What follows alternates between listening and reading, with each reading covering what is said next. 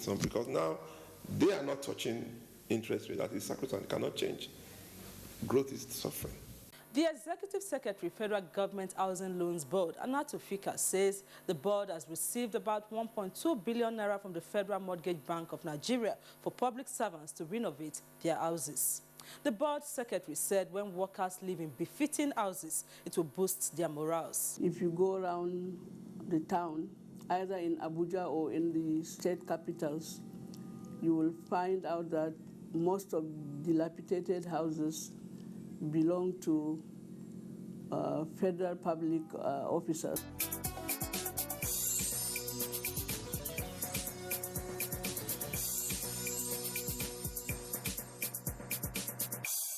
That's the package. I am Joy Uzo. The program continues.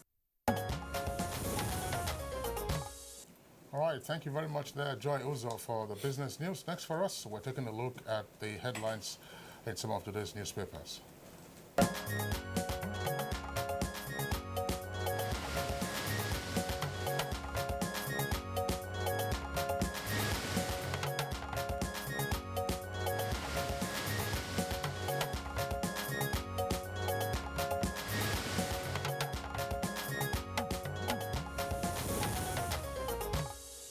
Now, newspaper reviewer Mini Oden is also seated and ready for us to take a look at the papers this morning. Good morning to you all. It's my pleasure joining you. Good morning, Nigeria.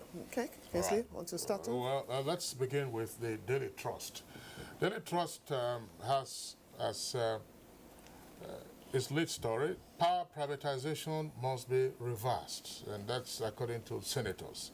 Power privatization must be reversed. And then you have there on the front page a sidebar which illustrates what you have going on currently in the electricity marketplace. You have a total market shortfall as of December last year. The stakes in power utilities, the government 40%, private operators 60%, together with other issues including... Trending on page 27.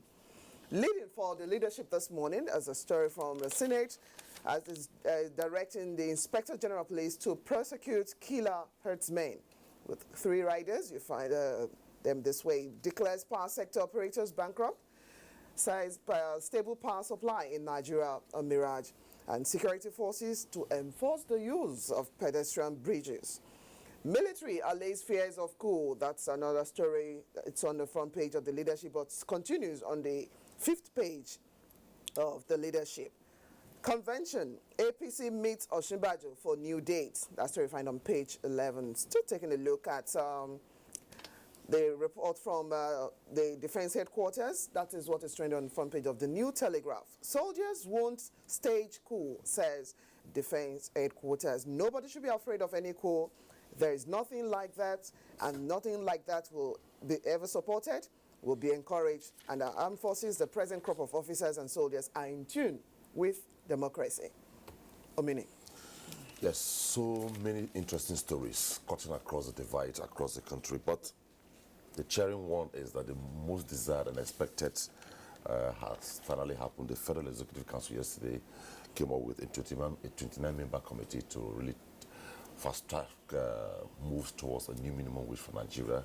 Though some papers may be out of excitement and curiosity, I've been projecting it to maybe between 56 or 70,000 minimum wage. 100,000. In terms of reference, very clear, and we hope sooner than later the committee will come up with a wonderful outing. But quickly, yesterday at the interactive session with middle-level manpower and the public and civil service, the acting president sustained a message. He said that the executive order should not be seen as a government policy, that the workers should see it as a personal policy. And it's about time people seek service delivery to Nigerians, to the public, as selfless. And I quote him, he said, hard work and not praying and fasting alone can help develop Nigerian economy. That if you like, pray 20 times a day. If you don't put in hard work, it won't work. In his words, he said, I'm a pastor, a spiritual person, and I understand the law of growing, sowing, and reaping. It is a spiritual law that has tremendous fiscal implication. Every time that we delay or frustrate what can be done today, leaving it for tomorrow, we hold back the future. So don't see this as a government policy understand it as a personal policy. Believe the message is straight on.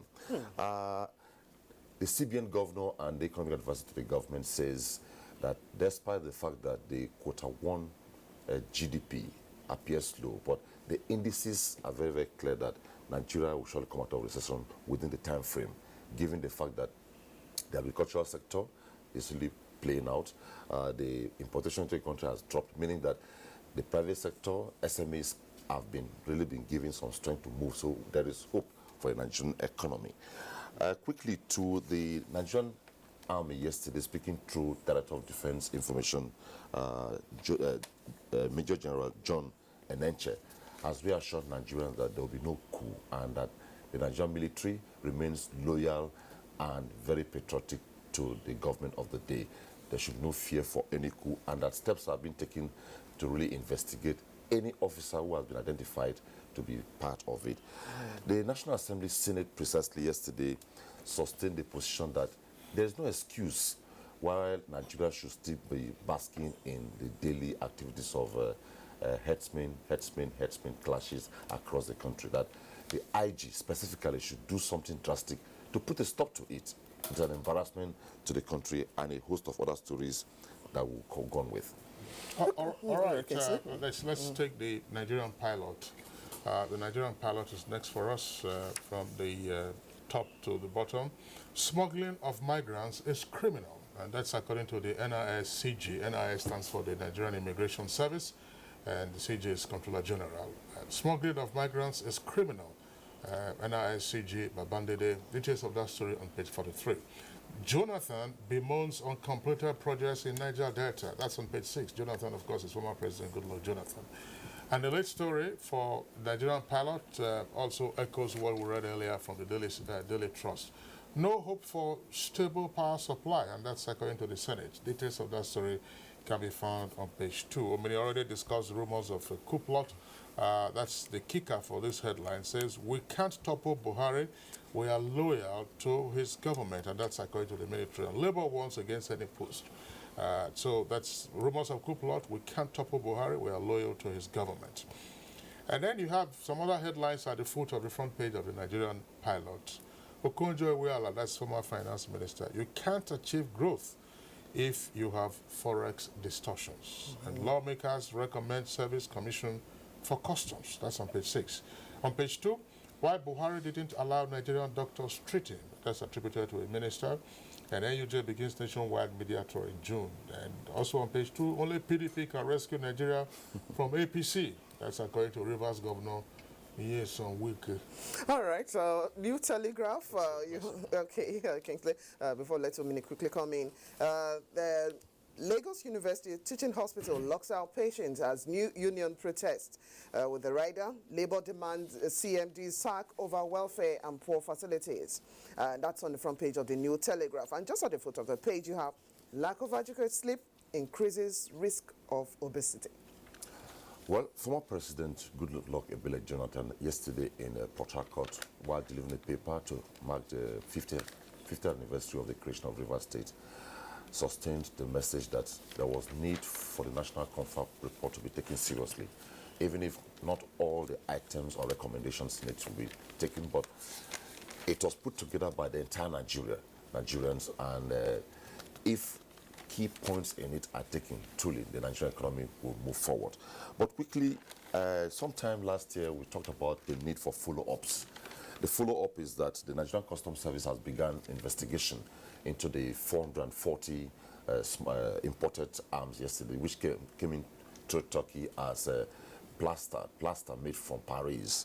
And following suit yesterday, the Oyo-Osun Area Command of Nigerian Customs Service intercepted a truck and 2 buses loaded with contaminated rice. And the total is 853 bags and 395 25-liter keg of imported vegetables.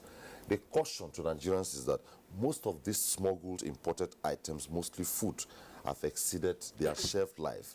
So people should be very careful what they buy, mostly imported goods. And they are bagged and relabeled and dumped into the country. So, But That's when they don't come in plastic or other form. Yeah, that's so right. I think serious something. The follow up that the media should be serious on this, because we just hear about this thing, suddenly it disappears. Nobody knows what the outcome Right. becomes. We also would like, I think it would also be interesting to know what the status is, if there's any prosecution already going on with regard to the 660 For last pieces year. of arms that were picked up or that were Intercepted you know, just a couple of months ago, also in Lagos. That's it. But just, of course, we're wrapping up our newspaper review segment now. On page 4 of Daily Trust, you might not be able to see that there's a charity boxing match that is coming up in Lagos as part of the activities marking the 50th anniversary of the creation of Lagos. The bout involves former world heavyweight boxing champion Evander Holyfield and APC national chieftain, that's Ahmed Bola Tinubu, of course, is also a former governor of Lagos. There's a quote here. I mean, Tinubu in his endorsement, you know, said, look, I can't wait to knock Evander down. I'm the real champion of the world. The referee of the fight is Nobel laureate Professor Wole Soyinka. Well, a knockdown isn't a knockout. So let's watch and see how it goes. So, Omini, thanks for being Thank you so much. Okay. Don't feel Watch it out. We'll take this break, and when we return, it will be time to take a look at the first part of our conversation, looking at Environment Ministry.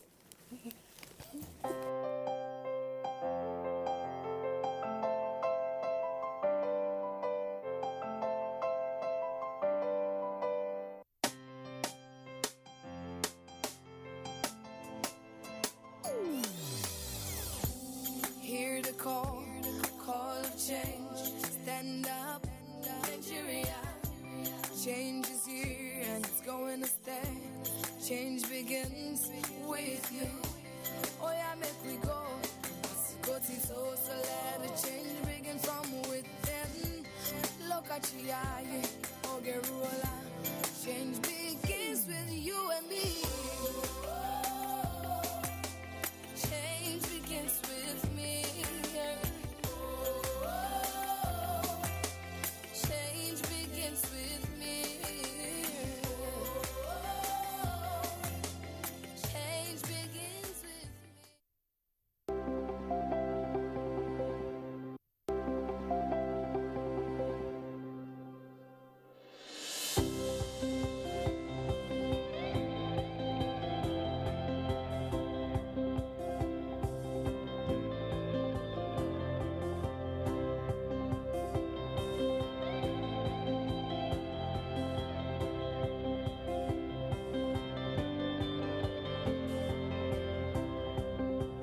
We appreciate the gesture, we appreciate her love, and we know that she cares about the people of Nigeria. She wants to touch people's life, especially the less privileged, or even people who are sick in the hospital. We remember that they have a wife of the president who is very concerned about human life and humanity in general.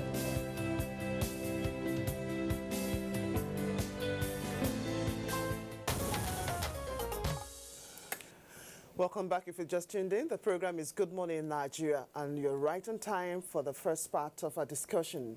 Now, to set a tone for this conversation, we will take this background report put together by Omotola Omojola. Environmental issues perhaps form a major reason why Nigeria is even more popular across the world. Issues of degradation on the front burner. From the Niger Delta, where oil spills has had devastating effects on human, agricultural and aquatic life, to the issues of desert encroachment in the north, erosion in the east and deforestation in the west, flooding, bush burning and pollution of all kinds across the regions, Nigeria has had to deal with one too many consequences of the activities of man on our environment. Several efforts have also gone into curtailing the effects on the lives of citizens, though some say it is not as impactful as expected. The Muhammadu Buhari administration has also in the last 2 years demonstrated commitment to the cause of building sustainable environment. Notable is the $1 billion Ogoni cleanup and President Buhari's world solicitation for $14 billion fund required to resuscitate the Lake Chad Basin, which has been described as having the potential for providing livelihood to millions of Nigerians. Other interventions have also come in promotion of green agriculture, green bonds, oversight by the legislature, and collaborations between government and non-governmental organizations. There are, however, still calls for more collaboration from all sectors of the nation, implementation of international convention, criminalization of acts against the environment, and attitudinal change among citizens to promote conservation that aids biodiversity. Where is this administration now in terms of environment and interventions that bring hope for future generations of Nigeria? Answers soon on the program. All right, very pertinent question there, Mojola. Thanks a lot for your background report. Straight away, we have with us in the studios the Honorable Minister of State for the Environment, Malam Ibrahim Usman Jibril. Honorable Minister, pleasure to have you join us again on Good Morning Nigeria. Thank you, Kisley. All right, so let's begin straight away by the question that our correspondent popped while rounding off her background report. Where do we stand in terms of having a more livable environment 2 years into the Buhari administration? Well, thank you very much, and good morning, Nigeria. The Minister of Environment in this administration is given a prominent role in the sense that it is among the 6 pillars of this administration. There is a new narration because environment is seen to be key and central to almost all human endeavors.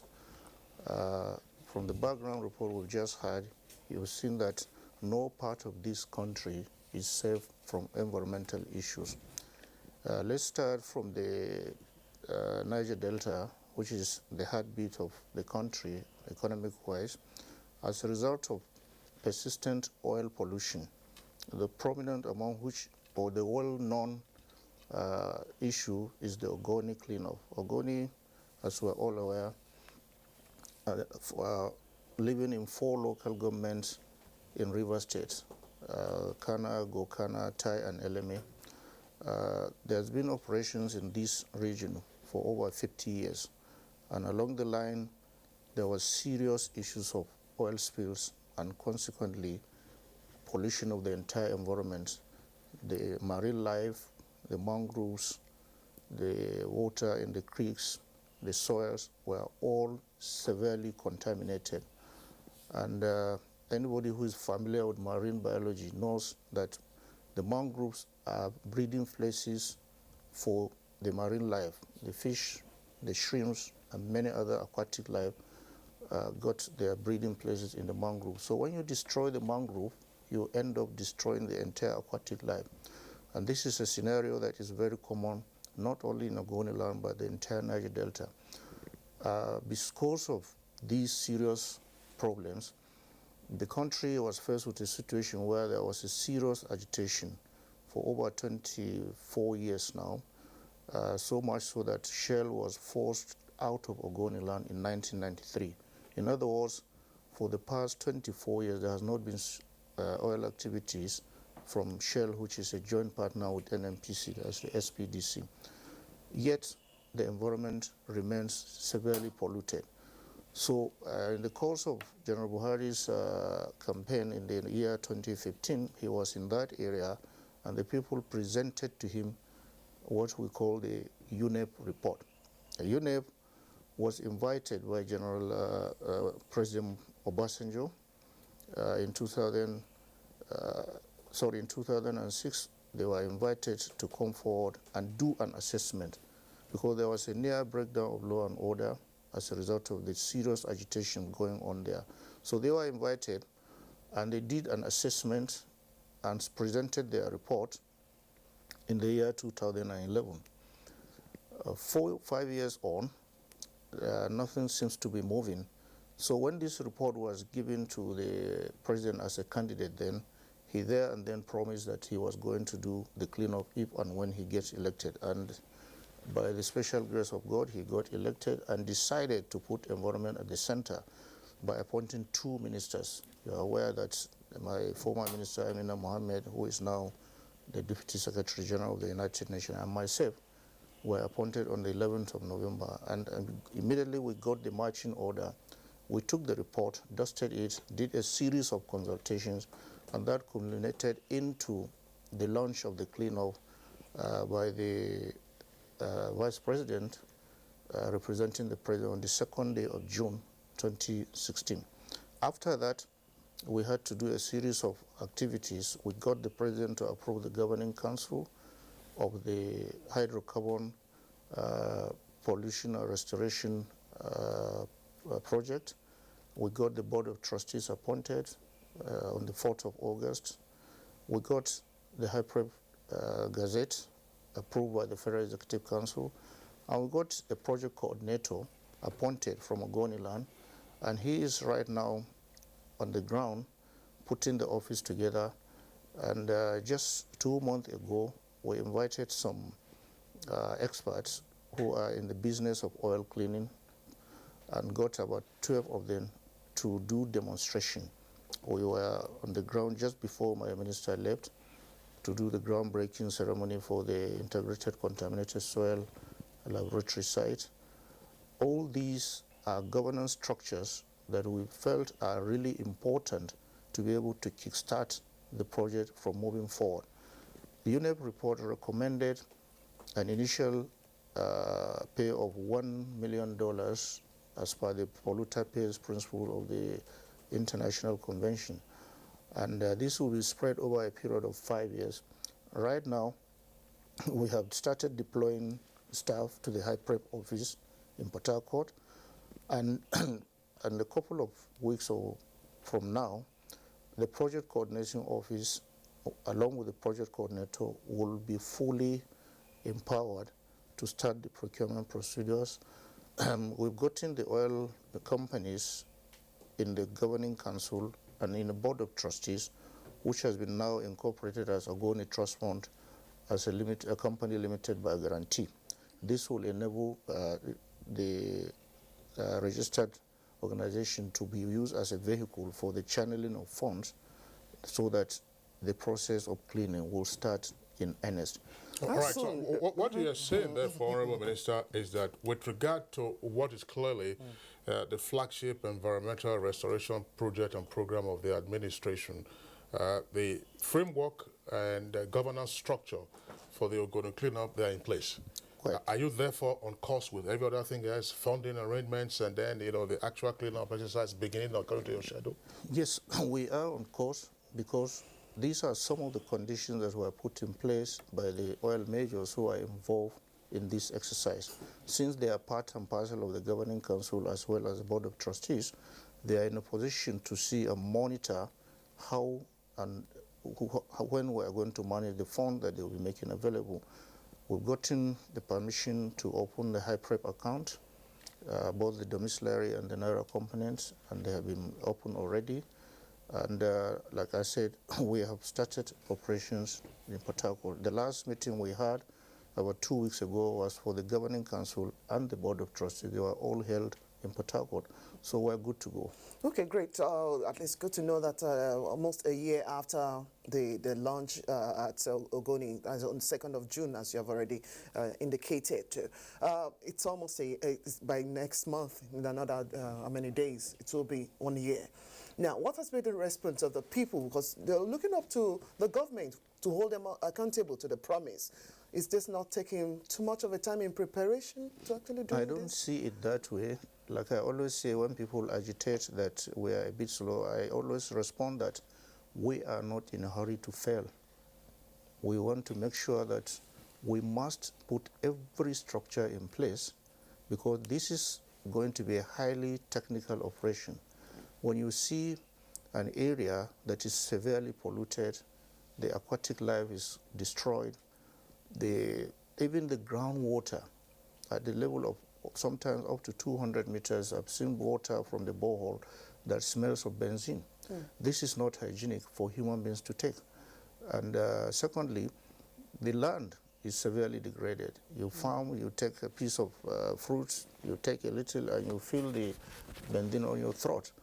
These are serious or have serious health implications. So you must have to prepare fully so that by the time you hit the road, there will be no turning back and you just have to keep moving because you have to look at the lifestyle of these people, how they have suffered severe degradation and deprivation. So you need to do justice to them, and to do that you have to prepare yourself. so that you don't get distracted at any point in All time. right. Okay, Honorable Minister. Now, Ogoni is not just only area, or the Niger Delta is not just the only area with issue of environmental degradation. From the north to the south, east and west, and issues of environment will not wait for us. It's a natural process, and for those activities that even man will actually cause to actually do that. So what other areas are you looking at? Issue of desertification in the north, as well as other areas that we need to actually tackle as they affect man?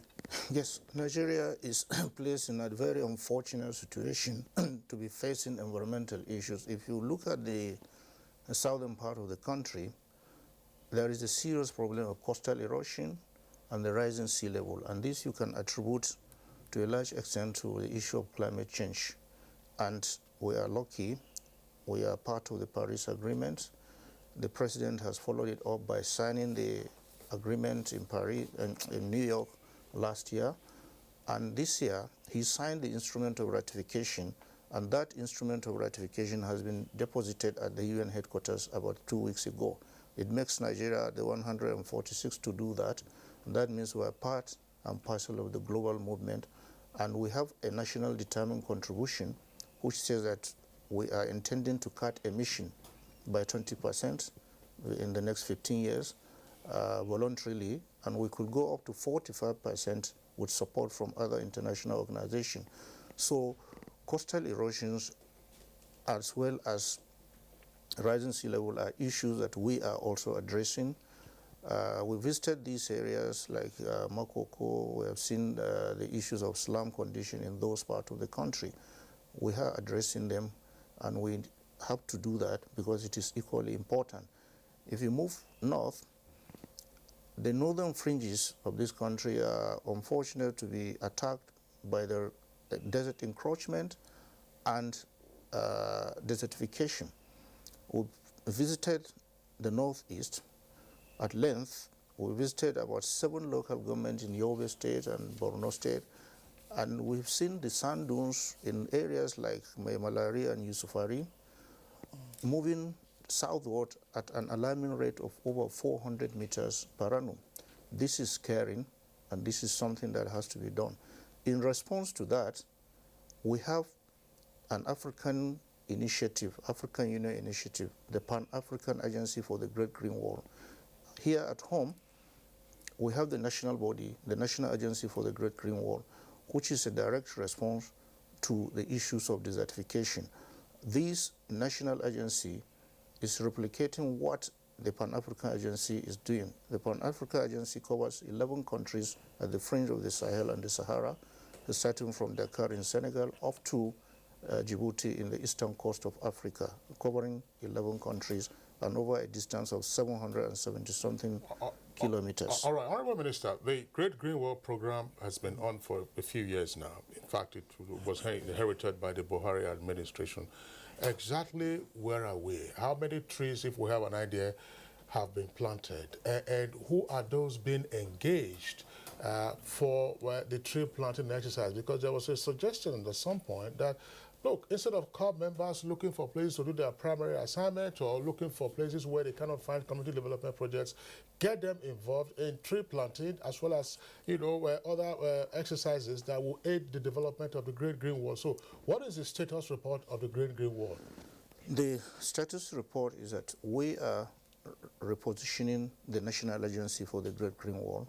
We've gotten approval last year by the President to move the operational office from Abuja to Kano. We have a big office in Kano, which was run by the forestry outfit some 20 years back. It's located in Kano. The facilities are there. All we need to do is to do some upgrading. The idea of moving the operational office while the headquarters remains here in Abuja is to get closer to the areas of operations. Remember, I said we are covering 11 states, from Kebbi State up to Borno State.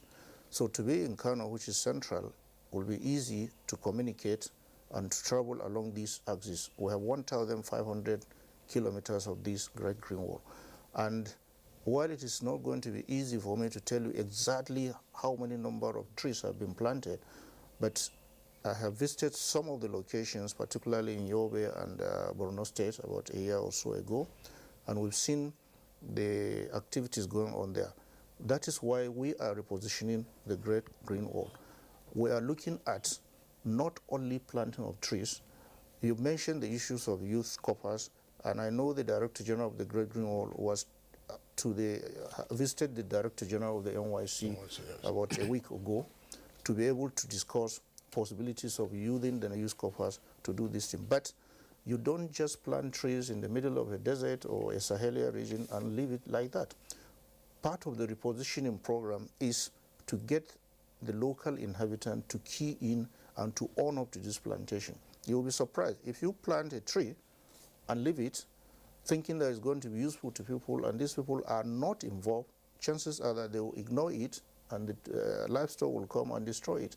So we are now looking at community engagement in a very serious way, getting the state governments to fully cooperate with us, getting the local government and the local traditional authorities who are closer to these people.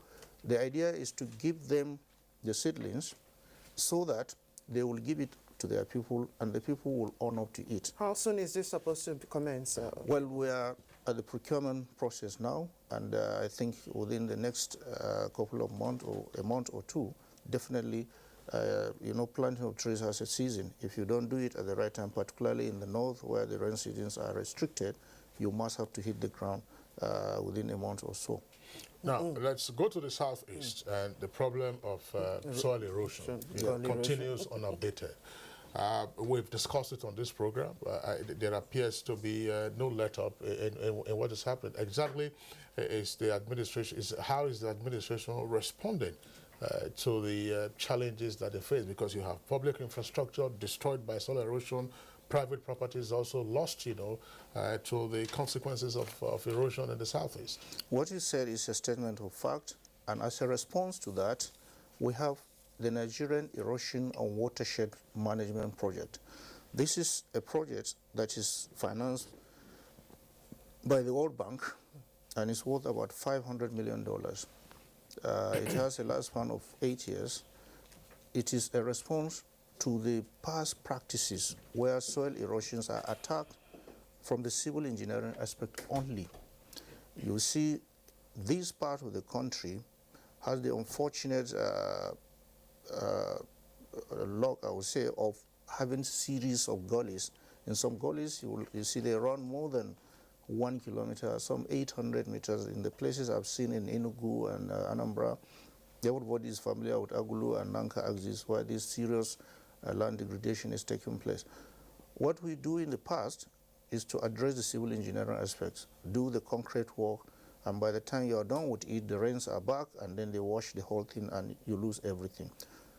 With the World Bank program, known as NEWMAP, that is Nigeria Erosion and Watershed Management Project, we are looking at erosion from a holistic view, looking at the root causes of erosion. In this part of the country, you have loose, friable soils, and if they are exposed as a result of past agricultural practices, where you have to clear every piece of land, slash and burn, or if you are onto big agricultural activity, you come with a bulldozer, clear the trees and the shrubs. At the end of the day, you are leaving the soil exposed. And when the rains come, they hit hard and dissolve the soil particles and wash them away. And this leads to development of gullies, and this can be very serious.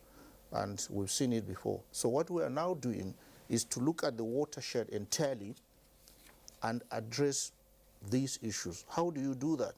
You first of all think of restoring the soil by planting grasses, shrubs, and trees. And we're not just planting trees, we're planting economic trees such as oil palm trees, oranges, mango, cashew, and handing them over to the communities so that they can own up to it, take care of them. Once you do that, you have the soil fully covered. And therefore, chances of incipient erosion taking place will be severely minimized. Right. Honorable Minister, let me just learn. When you do that, you can now address the real gullies that have already developed, because you have nipped in the bud what could lead to more serious problem. You now address the gullies that are developed, restore them, put all the concrete you can think of, the storm borders, the wire mesh and other things, and stabilize it. And then the water can now flow peacefully without having to erode further. This is the approach we have adopted, and it's about getting the midterm now. We started with 7 states in the southeast. Because of the success of this program and the way Amana is impacting positively on the environment, we've scaled it down to about 19 states across the country. The latest to join in was Kano State last week, which did the flag off, and other states are coming into this. So we've seen a good prospect, and this is a good intervention by this administration to make sure that gully erosions are restricted and possibly eliminated. All right. Another question, to another question to ask relates to an issue that widely reported. The president, was taking this matter up at various international fora, recharging Lake Chad. Where are we now? Because there was a recent report that there might be alternative funding sought with regard to the recharging of Lake Chad. Yeah, if you look at that report carefully, you will see that it is accredited to the Minister of Water Resources, Engineer Suleiman Adamu, who is the person leading this program. We are concerned because the impact of the drying of the Lake Chad has led significantly to serious environmental consequences. The loss of livelihood there from the fishing community, the farming community, and the livestock people is a serious concern to us. And you could link the issue of the drying of Lake Chad to security challenges. The Boko Haram issue has a direct bearing. The people who are moving away with the huge number of livestock moving down to the south and to the north central and leading to communal crisis could also be linked to that Lake Chad. So to that extent we are concerned. But the real issue of the recharging and what is to be done is exclusively within the purview of the Ministry of Water Resources. So I wouldn't be able to comment much on that. Okay, Honorable Minister, we know there have been different movements and other policies you're trying to articulate at midtime now. But what are your greatest challenges in moving around to address some of these environmental issues, whether at the federal level and even down to the local government level? There needs to be the synergy to actually work it out. Well, I would say the big challenge we have is getting people to know and to understand that environmental issues are not just mere issue of weekly or monthly sanitation. Environmental issues are beyond solid waste management alone. Environmental issues are issues that are global. There are issues of climate change. Whether you believe it or not, there is a real problem facing the globe. If you look at other parts of the world, you see people are even talking about plastic waste in the oceans. And there are predictions that there will be more plastic in the ocean in the next 20 years than fishes. And this is scaring. It might not be an issue here because we are living in the up part of the country, but those who are living in coastal areas will attest to you, and those who are in small island nations who live entirely through marine life by fishing activities and tourism are scared about this. We are also concerned because we have a long coastline and we need to protect our oceans. So challenge is for people to know that every part of the country has environmental issues. If you don't have issues of flooding, you have issues of erosion. If you don't have issues of erosion, you have issues of desertification, you have issues of coastal management. These must be seen as holistic because whatever affects a part of the country will definitely have effect on the other. So the challenge is to get people to understand, and we are glad there are so many civil societies and environmentalists in this country that are focused, and we are partnering with them. Immediately I leave this studio, I'm going to have a session with civil societies today. So we are changing the narrative, making people to understand that you need to have environmental governance in such a way that it will empower people. Honorable Minister, I know there are several narratives we need to change on the issue of environment, but right now we'll take just we'll ask you to hold on for a while as we join our correspondent in Vienna, Austria, who is there to cover the all ministers from OPEC member states already starting off right now. Okay, we'll be discussing production figures for OPEC member states, and let's join Hawa Saliu Adama from Vienna. Hawa, good morning. Good morning to you, Blessing. Okay, who is on ground, and what are other expectations? You take that again. Okay, as the all ministers are already on ground, what are great expectations from the summit? Okay, any moment from now, in about an hour, say around 10 o'clock, which will be 9 o'clock Nigerian time, the opening ceremony of the 172nd ordinary meeting of the OPEC will commence. And one of the major items that will be treated today or addressed by members has to do with looking at the quote that was agreed on in several meetings held from November, December to January 2017, where it was agreed that 1.8 million barrels per day will be cut by producers. And when we talk about producers, it's not just the OPEC producers. We have a situation whereby both producers comprising the OPEC member countries and the non-OPEC producers are coming together to achieve stability in the global oil market. So over time, there's been a situation whereby these two groups have worked together. And today we see a situation where the joint OPEC and non-OPEC member committee have come up with a report which was presented yesterday to say there's been a convincing compliance, working towards 100% conformity with the court. And we've seen the price of oil rebounding, staying around the 50, 51, 55 band because of the efforts that have been put in. So these are part of the things that will be considered today to see if this quote is still going to be maintained or reviewed. As the committee presented yesterday, they recommended a 9-month extension for the court to continue. So this meeting today will address that.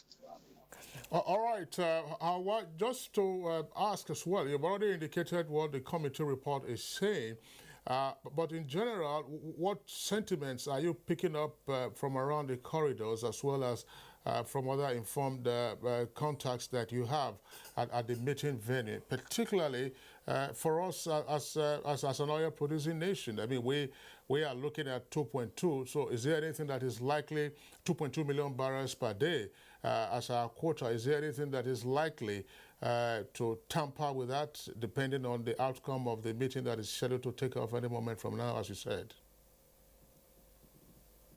Kingsley, you're not very clear, but if I can pick a little from what you said, the situation we have in Nigeria is one in which Nigeria, Libya, and Iran were part of the countries that were given exemption from the quote. But because Nigeria is getting better, the situation in the Niger Delta, we have a situation whereby production is increasing. It now beholds on the minister to convince the meeting that Nigeria should continue to be given that exemption. How long is the meeting likely to last? In other words, how soon might a decision emerge from the deliberations at the meeting? Today's meeting is likely to be to take a very long time. We are looking at 6, 7, maybe 8 or even 9 hours, because aside the OPEC member countries meeting, there's also a meeting of the non-OPEC members, which will take place immediately after the main meeting. So we are looking at 2 meetings in all, likely to be ending around maybe say 5 o'clock, where we expect the Secretary General and the President of the conference to brief the media down in the press room. All right, that's our correspondent, energy correspondent, Hawa Saliu Adama, joining us via Skype from the OPEC headquarters in Vienna. Thank you very much. Of course, we'll get additional reports from you in the course of your stay in Vienna. Thanks a lot for the conversation this morning. Kingsley. All right, now back to our Abuja studios. We still have with us here the Honorable Minister of State for the Environment. That's Malam Ibrahim Usman Jibril is still here. Honorable Minister, of course, you have comments already from our viewers, who are responding to some of the issues that you've touched on, as well as their own perception of environmental issues. So we'll take those tweets now, you respond to them, and then we'll take probably one or two other issues. Eze Chekube tweets, based on my personal assessment, the current administration has performed poorly as environmental pollution keeps surging higher. There's another tweet from Eguando Chon Jeff, who says, over the years, governments, both state and federal, usually make so much noise about planting trees with pomp and pageantry, but we don't get to see the trees. Cecilia Okoroma tweets, we want to hear that the cleanup exercise of Ogoni has taken off and the success of Abuja Airport rehabilitation is replicated therein. From Clifford Agugwesi says, our perception of what constitutes the environment needs to be broadened. The siloed approach to assessing progress made on the environment from the perspective of the minister is faulty. Honorable Minister. Thank you. I do not think we are operating in a silo. I've said earlier in other forums that we changed the narrative by moving to discuss issues with other relevant ministries. We've been in touch with the Minister of Water Resources and we're working together. Recently, when we had the issue of lead poisoning in Shikira in Niger State, we were on the site along with the Minister of State for Mines and Solid Minerals. So we're not operating in silo in any way. We are collaborating with the Minister of Water Resources, we're collaborating with the Minister of Mines, we're collaborating with the Minister of Health to address issues bordering on health. So, of course, people will be entitled to their own opinion, sure. And I do not begrudge that. On the issue of cleaning off, yes, every day people will tell you that, yeah, we want to see the work going on. You will see work going on. We have almost finished everything that needed to be done logistic-wise, so we are confident that this thing will come in very soon. We do not believe in making noise. If others have done that in the past, planting trees, why you don't see the trees is because the moment the ceremony is over, the trees are left on their own. And I said earlier that we do not want to do that type of thing. We want, when the trees are planted, we will not do the ceremonial planting. We'll allow the communities to participate, we'll liaise with them, we'll assist them, we'll supervise and make sure that they plant the trees and the trees remain planted and they grow. These are the top priorities. The trees are nurtured. That's the most important thing. But Honorable Minister, very quickly from you, the urban menace that we have with so-called pure water sachet, plastic bags all over the place. I mean, we may not see the effect now, but down the road, we're going to reap, some huge negative consequences from all of this. Is there any policy framework put in place or already being considered to tackle the menace of plastic waste in the country? We're already seeing the effects. What people don't understand that some of the flooding that take place in urban centers are direct consequences of some of these waste materials, particularly the ubiquitous pure water sachets that are thrown left, right, and center. They block drainages. And when the drainages are blocked, water will always find its own level, and that leads to serious flooding in many parts of the country. We are addressing this issue through the problems of recycling. 2 months ago, I was in Maiduguri, and along with the governor of the state, we visited the plant for recycling these nylon bags, which he has set up there, and I am sure at the end of the day, he's going to hand it over to some private concern to do that. Again, just here in Karu, across the FCT in Nasarawa State, I visited a private company that set up this plastic recycling plant.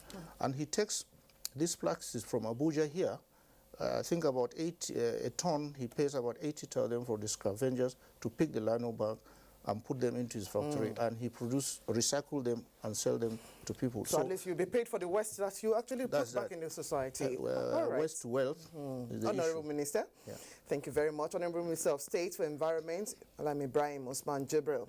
2 years, let's hope for more appraisal in the weeks coming ahead. Thank you very much for joining us on the program this morning. Thank you so much, it's a pleasure. All right, so we'll take a break now. Our next conversation starts in earnest, taking a look at our discussion on democracy. We'll be right back after this break. Admission forms for the 2017-2018 NTA Television College JAWS into its diploma programs are now on sale. The diploma programs are in film and TV production, broadcast journalism, and TV engineering technology. Applicants are required to have at least 5 credits, including English language and mathematics at SSC, NECO, or GCO levels in not more than 1 sitting. Application forms can be obtained from the TV College Refi JAWS or at any NTA zonal centers nationwide on payment of a non-refundable fee of 7,500 naira in bank draft in favor of NTA Television College. Completed application forms should be returned to the office of the Academic Secretary, NTA Television College, or the Center of Purchase on or before 28th of July 2017. For further inquiries, please call 0806 980 9807 or 0703 660 7155. NTA Television College, training you to be the best you can be. TV Guide magazine is out with fabulous Fab Funke Akindele Bello, aka Jennifer, adorning the cover. She opens a secret not known even to her family. Find out the secret.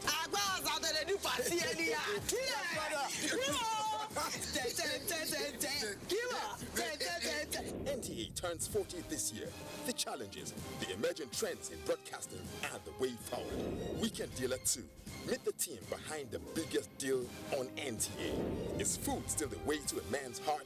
If not, what else? This edition is hot and juicy. Meet your star faces on screen. Entertainment, fashion, young minds, social media, and great personality. This is idiosyncratic and heterodox. Yes, Professor John Bull is on the radar. Find out what makes this program the rave of the moment on NTA Network, and for the Prof, over and out. TV Guide. Ask your vendors or book your copy at every NTA station nationwide. TV Guide, still your indispensable companion.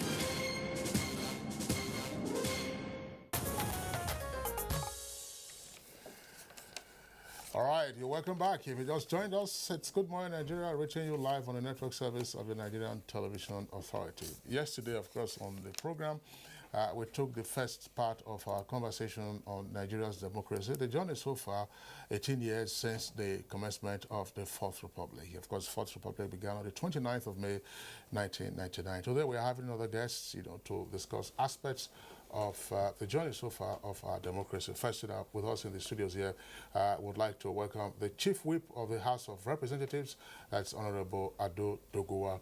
Honorable Doguwa, delighted to have you join us on the program. Thank you. Good morning, Nigerians. Okay, we are also joined from our Benin Network studio by His Excellency, the Deputy Governor of Edo State, Honorable Philip Tribal.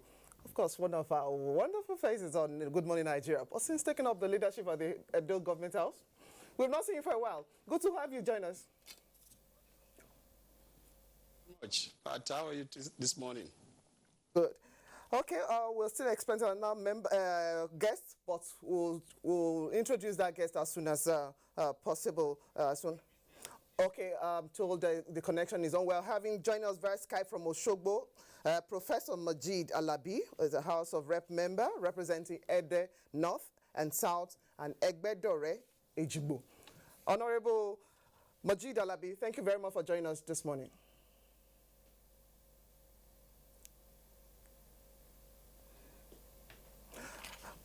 Okay. No, all right. Thank you very much. Well, I think once the connection is sorted out with Professor Alabi, I'm sure that he will be able to, because we saw him leaning a moment ago, to be sure that everything is all right. Now, let's begin the conversation by going again back to Benin and then coming back to the studios here with us. We all know, of course, what democracy is all about, the government of the people, by the people, and for the people. But there are also some underpinnings with regard to democracy. One of the issues that some guests have talked about and some commentators have also talked about, yes, Nigeria is today not under military rule, Nigeria is under democracy, but that we do not appear to have the appropriate democratic habits. In other words, the democratic culture still has not fully evolved. What's your comment on this? Let's begin with the Deputy Governor of Edo State. I think you are right. I think the major issue is that we stayed too long with the military. And also, after the military left, those first sets of people that came in was also, they are also military apologists. So the system is gradually evolving now. And for some of us at that time, we said we were still in transition to democracy. But what is instructive is that our people have been kept for cold for too long. And the system of the military and some of those acronyms of the military that came in created a situation where unemployment became the issue and poverty was stringing all over our street. And the only way they could sustain themselves in power is to create what we call handout syndrome. And that handout syndrome makes the people to line up in their doors and gates for arms and for other things. So I think instead of creating an environment that is economically viable for industrialization and for wealth, they destroy the system. So I think, and that was why collectively we wanted democracy. But democracy we have today is gradually changing. And the changes that we are seeing now is that economy has become the issue, unemployment has become the issue. People are now participating, of which that was lacking in the past. Nigerian participation in the issues of governance were never there. People now have freedom to express themselves. Look at the last Labor Day. Workers came out in their numbers to protest what they feel was the issue. And nobody was arrested. Now government is looking at those issues in a way to resolving them. So I think that is what democracy is all about, and that is what the people presently, and that is what I'm seeing that is changing, and we are working towards fixing the whole scenario of democracy. And democracy is of the people, and governance is being returned back to the people. And when governance returned back to the people, it helps, because you are now a governor, deputy governor, member of House of Representatives or Senate at the mercy of the people. And the only way you can sustain yourself is to continue to do the will of the people. Thank you very much, Deputy Governor Edo State. We'll come back to you. But back to us in the Abuja studio, Honorable Adedogowa. You may wish to comment on where Honorable Philip Shaibu actually stopped. We've wobbled through the civil regime, yes, return to civil rule started in 1999. But people are of the opinion that what we have just civil rule, but the democratic process is a wobbling one. Let me first of all thank you for giving me the opportunity to be part of this very interesting discussion. But I would like to first of all plead with you so that you don't maybe cut me off, because if you would like to respond to this very critical question or address very effectively this subject, you need to go back to the basics. And the basics, as far as I'm concerned, may lead me also into going into the academics.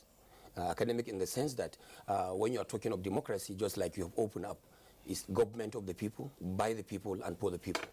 But remember, this is a system or a process that we have borrowed or we have taken from another society.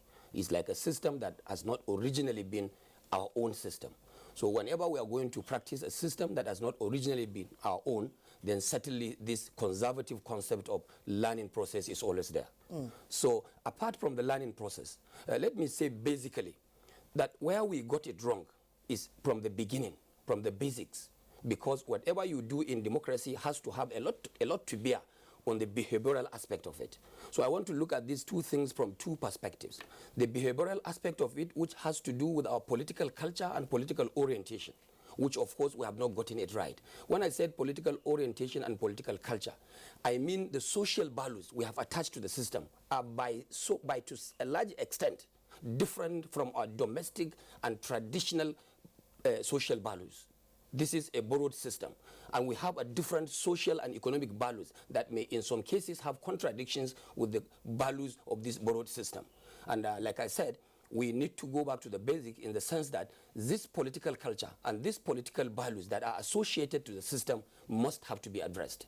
Let's take, for instance, a situation whereby you are running a system, and from where you have taken that system, they don't attach much of material value to that system, much of monetary value in the process. But unfortunately, maybe because of our culture, just like the deputy governor has earlier opened up, that maybe because of the high level of poverty in our nation or in our federation, the high level of desperation of our own people, money has now continued to play a very key role in our democratic process, then certainly you have a problem. When I get to the other perspective, is the institutional aspect of our own democracy.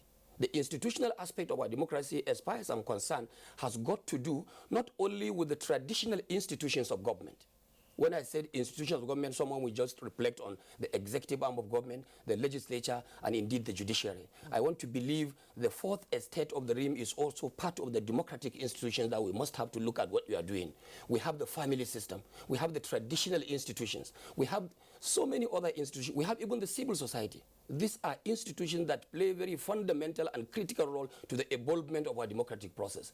And as long as these institutions do not work in tandem, in harmony with one another, they don't understand what they should do to develop and enhance our democracy, we will continue to have that problem. One important thing that we must have to look at is the issue of democracy being a system that has set rules and guidelines to operate by. As long as you have a system, just like a game, and you have set rules to abide by, if every institution, every arm of government, every organizations like the NTA and the press at large will play by the rules, then certainly we have a safe system to operate and we have an enhanced democracy to go by. If you go back to the macro level, what I mean by macro level is our the behavioral context of our democracy, where I said it has got a lot of discrepancy with the cultural values of our nation, the social orientation, and the political expectation of our own people. You start right from the beginning, where you have a general voter illiteracy. Voter illiteracy on code. What I mean by voter illiteracy is the fact that we have a people where when they come to even vote for a person or vote for a candidate, they don't even know what they are voting that person for. A situation whereby you are voting for a member of the parliament, for instance, the House of Representatives, and you expect a member to come and do road for you at the locality, then you are getting it wrong. A situation when you are voting for a senator and you expect a senator to come and handle some of your social and basic family needs, then you are getting it wrong. So I want to say without any fear of contradiction that we have gone a little far, because of course it's a new system we are trying to evolve and adopt in our own system. And the learning process, for instance, may be a good idea or a hiding ground for us. But I think we need to learn so fast. We need to learn and begin to understand that this thing cannot work until all these things are contained within what we can call Nigeria's democracy. What I mean by Nigeria's democracy is that since this is a borrowed system, why not look at some possibilities of domesticating the democratic process? We have certain traditional institutions, certain traditional values, certain traditional orientation that if we can adopt into the system, certainly we have our own kind of democracy. But as long as you think of maybe buying or taking the exact foreign democracy you are talking about, then you will continue to have problems. This is how I look at it. Okay, since you've pleaded already, that's why I like it, because it's going to be an interaction for all the guests that is on the program this morning. You've raised so many issues, cultural values, and all that kind of attitude. Earlier on, we introduced, join us via Skype, House of Rep member, Professor Mojeed Alabi from Osogbo. Yes, if you can hear me now, Professor Alabi, good morning to you. And let's have your own take on why our democratic process has been wobbling over the season. It's 18 years, and I'm sure a child who is 18 today knows his or her own. It's almost 18 years. From 1999 till date, what exactly is wrong with our democratic process? Thank you, Mr. Moderator. Honestly, every Nigerian knows that our current democratic experiment is facing so many challenges. And for me, some of the challenges are so endemic to the system that it may require some long-term solutions, while others are manifestations of current reality. In the first instance, if you look, we need to look back into our political and constitutional history, and we discover that unless we address such important issues as imbalance within the system, as well as the pattern of the present constitution that seems to have disproportionately concentrated powers on certain group of individuals, there is little that we may be able to do. Although I recognize that there are other problems that are attendant to poor leadership, that are attendant to the current realities of the economy. Because where the economy is comatose, as it is presently, we are unlikely to see good leadership. We are even unlikely to see good followership. And this particular point reminds me of the need to see that we have created challenges to current democratic experiment in Nigeria today. Is even the people, the Nigerian people themselves, because we seem to elect people into public office or consideration other than the requirement of performance, while at the same time expecting them to perform when they get into office. For example, I don't know who I was mentioning the issue of money in politics. As it is today, my experience has shown that you must have a large sum of money to be in position that you can influence Nigerian policy to make positive impact. If you have to do that, and you don't have the money, either you go and borrow it, or you sell your property, or you become subservient to some godfather, and whichever way you go, the person that brings out the money must have to get it back. So where people collect money to vote, where people get to their position by way of criteria other than the capacity to really deliver the dividend of democracy, you cannot expect them to perform. Of course, we must mention also the fact that when we are talking of democracy, there is no other institution of democracy other than the legislature. Unfortunately, today, the Nigerian legislature, whether at the federal, state level, is the weakest. People may be wondering why I say it's the weakest. They are getting a lot of money. But the question that we must begin to ask ourselves, are our legislative institutions being sufficiently empowered to be able to serve the role designed for them under the Constitution? No. Why? Because Nigeria has been under some form of rule other than democracy in the past. Sometimes I mention this point that people say, oh, why are you mentioning it? The colonial rulers have gone, the military have gone. But you don't forget that they have left legacies, and those legacies continue to tax the psyche of an average Nigerian. For example, if you tackle an average governor in a state, or you tackle the president too much at the federal level, people don't have to say, oh, you are disturbing Buhari, oh, you are disturbing this, you are disturbing that. Because the psyche of an average Nigerian is that of a single individual holding so much power that he or she needs not be disturbed by another person. Nigerians are not really ready for democracy as it ought to be practiced. If we are ready for democracy as it ought to be practiced, we need to strengthen our legislative institutions. If you are ready for democracy, we need to practice. We don't have to take money. You don't want to ask somebody if you want to go to you to canvass for vote. The first person you ask is, does he have money? Is that the criteria of leadership? We should be asking the right question of capacity to lead, the right question of proper orientation, the right question of capacity to implement elements of good governance. Until we begin to ask all those questions, it will take us a lot of time. And still talking about of our past.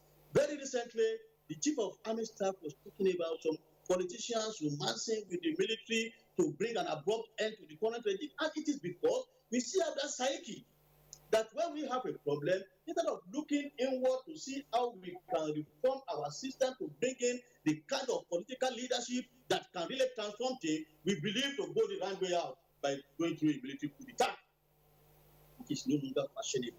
So we need a lot of proper reorientation. One, on the part of the leadership, proper reorientation on the part of the followership. Because my experience has also shown that honestly there are good people in government who want to do good. But If they see their fellow individual who are making it in politics, and yet, notwithstanding the fact that you want to do good, it is those who are doing bad that are being re-elected and re-elected and re-elected. You want to ask yourself whether you can be a good man in a community of unreasonable men. So it's a thing that we need to balance. Not only the leadership, we must refine the leadership, but also the followers must be prepared to put in place those kind of leadership that can really benefit their future, not the immediate material gain or whatever that we are seeing nowadays. So for me, some of these problems are endemic. They need reorientation. As for those that are manifestation of current realities, the economy is downturn. Of course, if you have good leadership, you're going to be thinking of a way of revamping our economy, and with the way things are now, we believe that in future things will get better. But nonetheless, even if Nigeria economy improves tomorrow, as long as we continue to have this wrong impression of how politics ought to be practiced in our head by leadership, by the followership, we still have a very, very long way to go. When it will be, I don't know.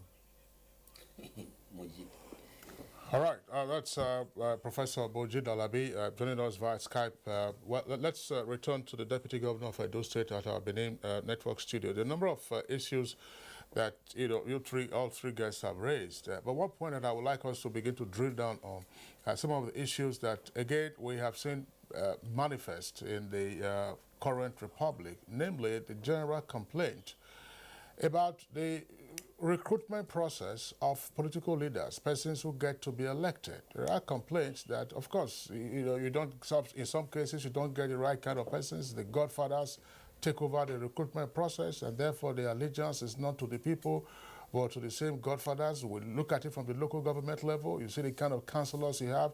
Go to the state assemblies. You see the kind of lawmakers you have. And then some persons also say, come to the national level. You also see the kind of lawmakers that you have.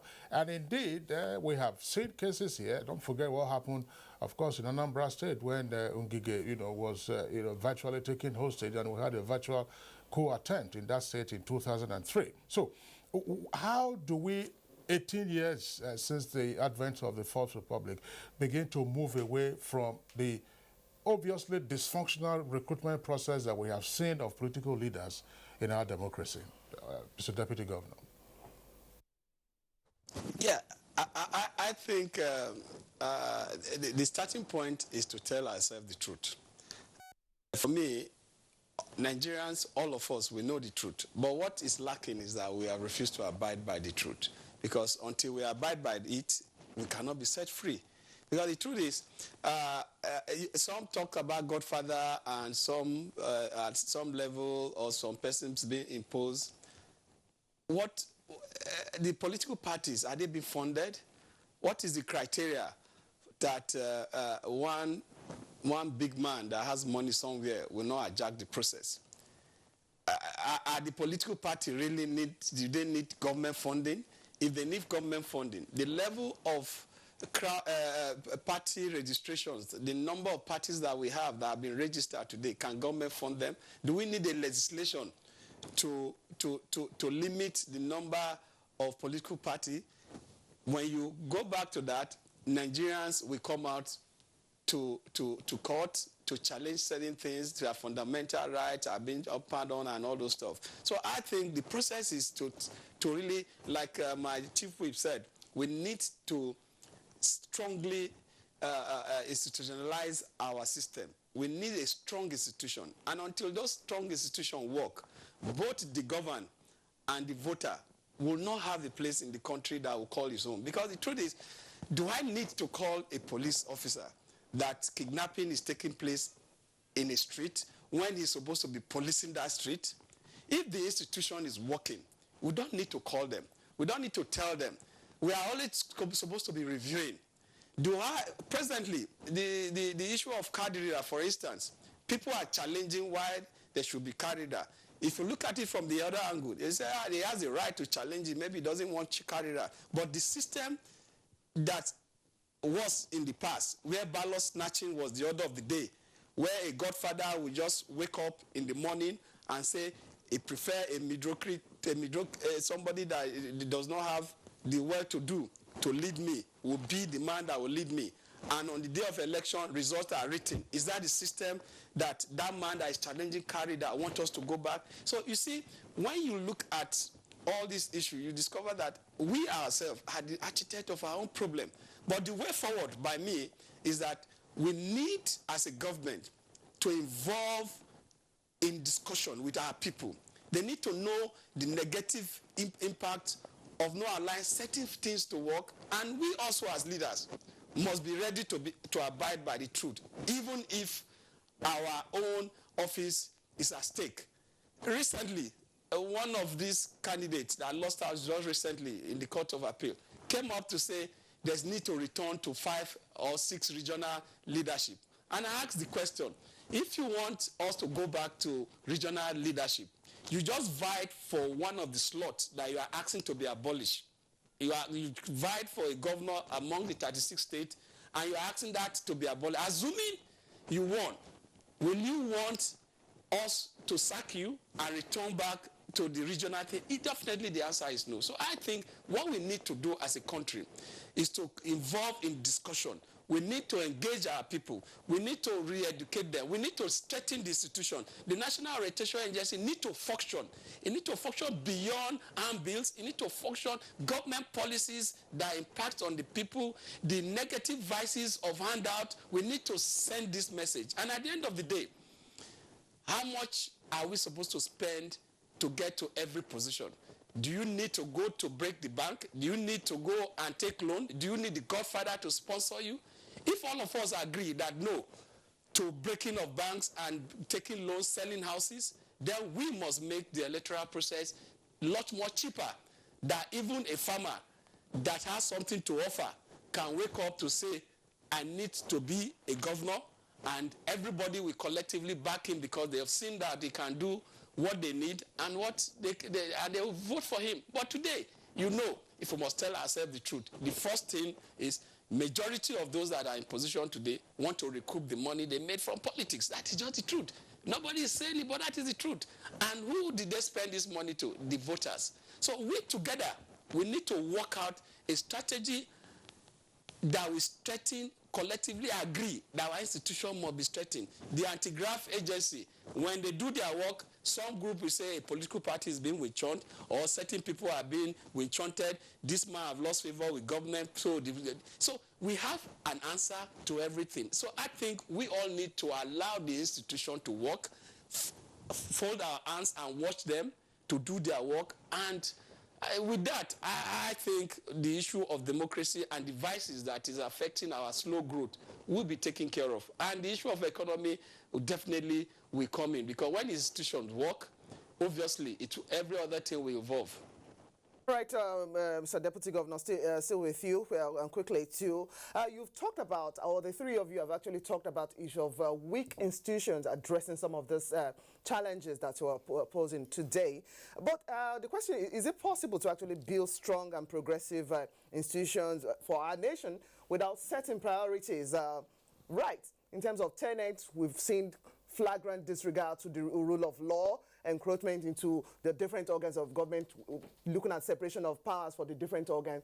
And if we must actually carry the people along when we have this disregard for what we have put together as law, how do we now begin to sensitize such public when we're not even responsive or being a responsible leadership in the first instance? I think, like I said, truth is still the ingredient that we need to emphasize. For instance, our budget. Year in, year out, we budget money for the year. Federal government this year budgeted. That money they budgeted, do they have it? We must be realistic. We must be sincere with the people. Do all of us across the whole state, how many states can boast of saying the budget of this year, the funds will be available? If you ask that question, it says an estimate. You do not say you want to spend 1 trillion, for instance, and you know that at the end of the year, you will not make up to half of it. The people will ask questions. People want those roads that you said are in the budget to be tarred. People want those electricity projects that you have said to be done. You put all those bogus bills, bogus funds in the budget, and at the end of the day, these things are not done. It involves year in, year out, and the people are being impoverished. Some of them become conduit pipe. I think the question is for us to tell ourselves the plain and bitter. It's bitter, but it has to be told. And involving our people through workshop, through town hall meetings, is like my chief whip also said, the traditional institution also have a role to play.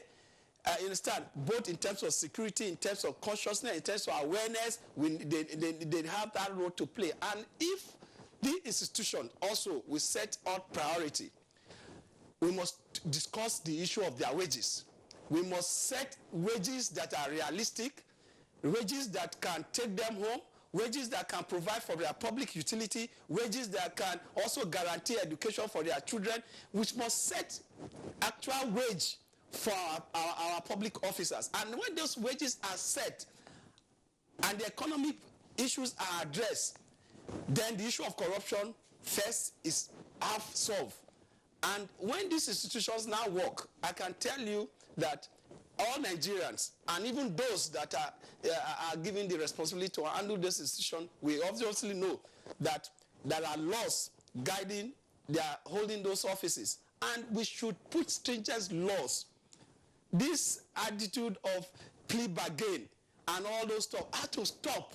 And when those things stop, you know, if you steal, this is the consequence. The man that stole 1 naira is being jailed. The man that stole billions is asked to return some funds and is on the street working. I think those issues will not help this country. What will help this country is for us to set a standard, and we must be ready to follow that standard through laws that will be adequately followed, whether you are in political party A or party B. What is important is one party. The party is Nigerian project. If all of us in various political parties believe that the only party that is important to all of us is the Nigerian party, which is the Nigerian project, I think when we have the opportunity to serve and we put these things on, it will work. We don't need to have houses all over the world and all over 36 states of this country for people to know we have arrived. What we need to do to show that we have arrived is,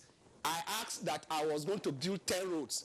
At the end of my tenure, am I able to build those 10 roads? I said I was going to take charge of the economy. Am I able to build the economy? How many people have I been able to put food on their table? Was that the electoral promise?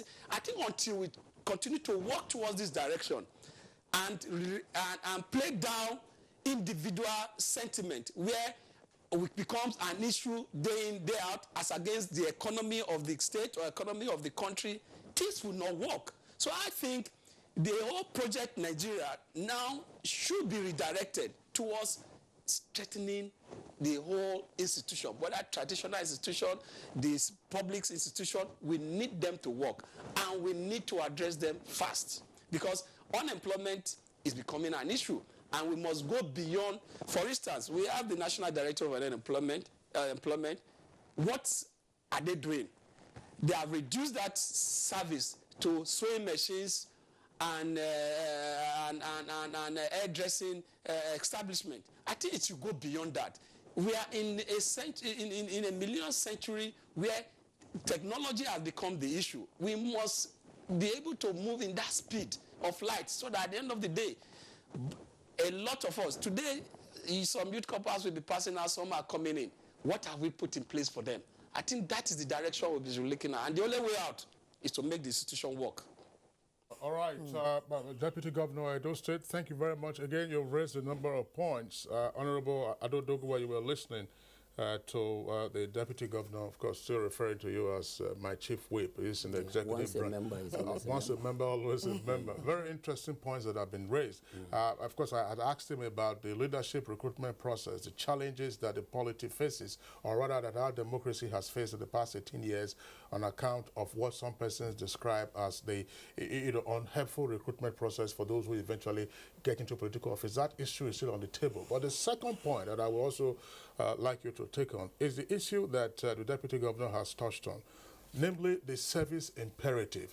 Again, as part of the challenges that we have faced in the past 18 years, we've had the fact that, look, we're not showing those genuine democratic habits, which you also talked about, the democratic culture. Now, are we likely, going forward, or what are those things that we need to do to give effect to the service imperative, rather than say, I'm in office, yes, let me quickly recoup, my investment in politics. Let me deliver service to the people as a lawmaker, as a member of the executive branch, as a councillor, as a council chairman. When are we going to have that kick into effect? Honorable Dogo. Let me first of all thank the Deputy Governor for the very good and beautiful contributions he has made, and more so the courtesy he has paid. He has paid his dues because he was a member of the House of Representatives, and indeed he has to pay his dues to the leaders of his house. Having said that, I want to say, and I would like to continue on the two perspectives I've set, the micro level and the macro level. What I mean by micro level, I mean the behavioral, starting from the individuals, and the cultural and other social values that we have to work on. Like I've said in my earlier presentations, I still want to say that going forward, you must have to do exactly what the Deputy Governor has just said, that we need to have a review, redesign, and also rework on what should be our political and social values in the country. As long as we don't change these social and political values that are completely distracting the democratic process, then we will continue to dance on the same point. What I mean by changing the political values is that when I made mention of the money politics in Nigeria, it is what gives birth to ineffective representation in the parliament. It is what also gives birth to placing the wrong notes in the right places. A situation whereby money, material factor, is always being counted as the major component or the major requirement for one to get to office, then certainly we will get it wrong. And it has become so prevalent virtually everywhere. In my place, once you come out for votes, or you want to run for any elective position, the first questions people will be going around on the street is to be asking whether that man has kayang aiki. Kayang aiki literally means working materials. What do you mean by working materials? We don't need somebody with working material. What we need is someone with the working capacity. And this also has to do with the orientation of the people. Expectation of the people must have to be changed in a way that Nigerians will look forward into getting the right people in the right places. That is on the micro level, and at the level of the behavioral attitude of our people, the level of our political value, what we define to be our values. We have to redefine them. We have to redesign them so that we will get these things right. And when you get to the other side, the macro aspect of it, where institutions like the media, institutions like the civil society organizations, institutions, even security institutions, not only the traditional institutions of government, which are also very practical and fundamental in the democratic process of our nation, must have to also be seen doing the right thing at the right time. A situation whereby, for instance, an institution like the National Assembly will be so misperceived or so misplaced in the face of the people to be doing something that may not be functional, when in the actual sense they are doing their constitutional responsibility, that must have to be stopped. The judiciary as an arm of government must also be seen to be doing up and right, doing rightly what is expected to do without being distracted.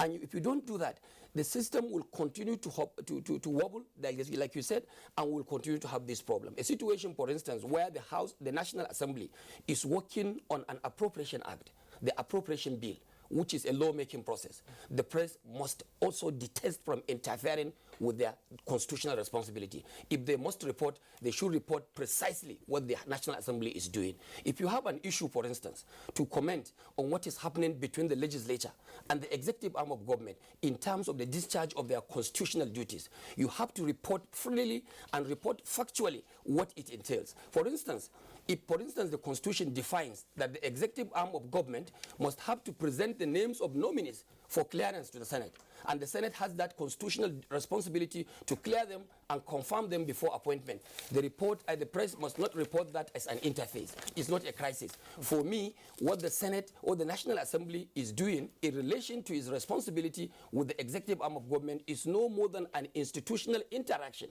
of the forces of democracy. All right, and you need that interaction to work and for the system to also be functional. We have talked about going back to the other issue, the issue of redesigning culture. Hold on, this is a very good point. A very good point, madam. A very good point. A very good, and the last one, please. Okay. The last point I want to make clear is the issue of redefining our political pit.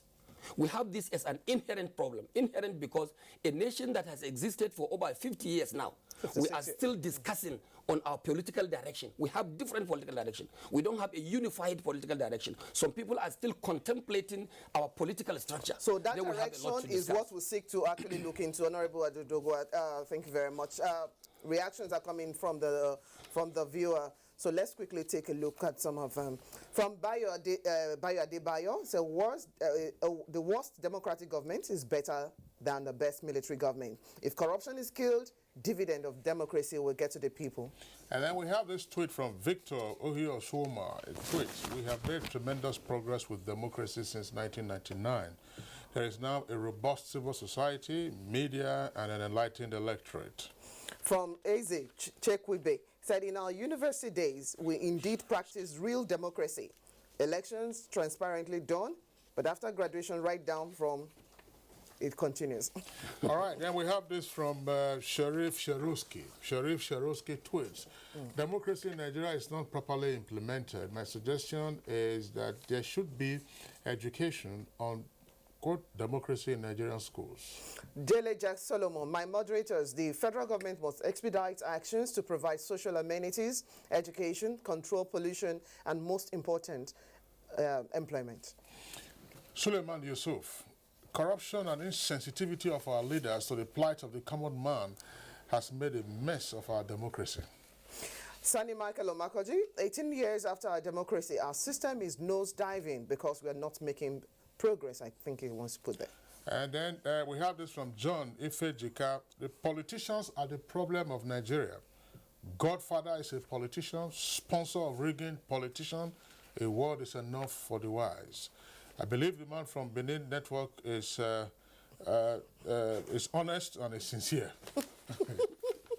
All right, rural reporters, Edo Deputy Governor Philip Shaibu is nailing it on institutions must be strengthened.